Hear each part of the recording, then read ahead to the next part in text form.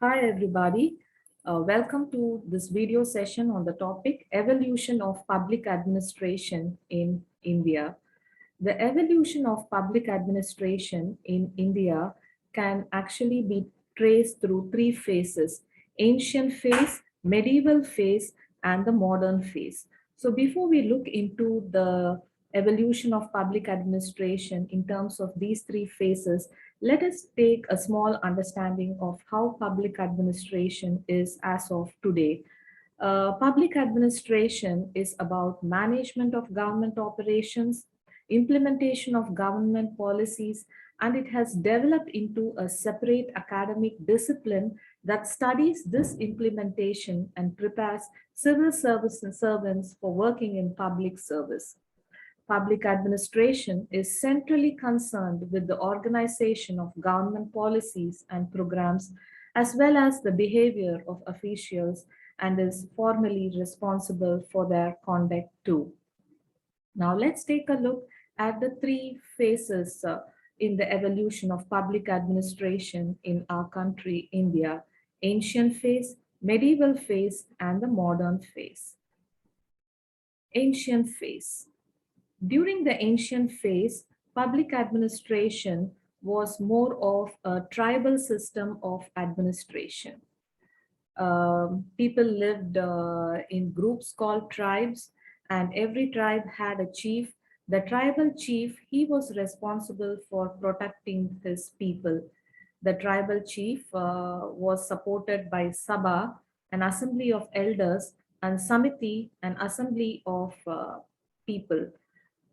The tribal chief, however, had no source of revenue, and he generally used to wage wars, and the bounty was shared among the members. The first form of state was observed during the time of King Manu, and people made Manu as the king, and they paid him service fees as tax for him to take care of the people.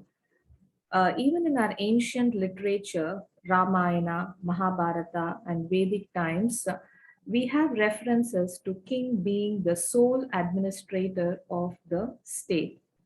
The king was assisted by Purohit, the priest, Senani, the warrior king, apart from treasurer, steward, spies, and messengers, charioteer, and superintendent of the diocese. Now, it was during this ancient phase that Kautilya wrote Arthashastra. Arthashastra has very rich evidence of the strong Indian administrative system. According to Kautilya's Arthashastra, state comprises of 8 elements: king, minister, country, fort, treasury, army, friend, and enemy. State's primary function was to maintain law and order, punishing the wrongdoers and protecting the subjects. Now let's take a look at the evolution of public administration during the medieval phase in our country. The Mauryan kings dominated this phase, and the Mauryan period was an era of major development in the field of administration. Decentralization was a very popular philosophy followed during this phase, and the village units played a very important role as the base of administration since the ancient times. Empires were divided into provinces, provinces into districts, districts into urban and rural centers for efficient administration. Now, coming to the modern phase was dominated by the British administrative system.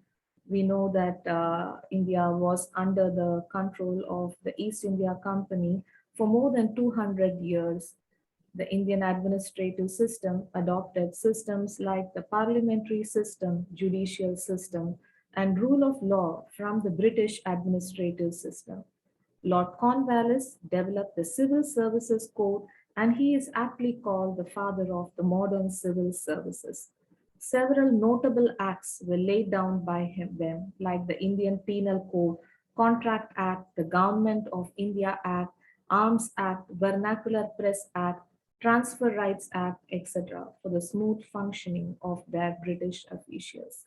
So we do see how the Indian public administration system has been slowly developing over these three phases. And today it has risen and grown into a full form, powerful public administration as a separate discipline. So thanks for being with me through this session. We will learn more on public administration in my forthcoming lecture sessions.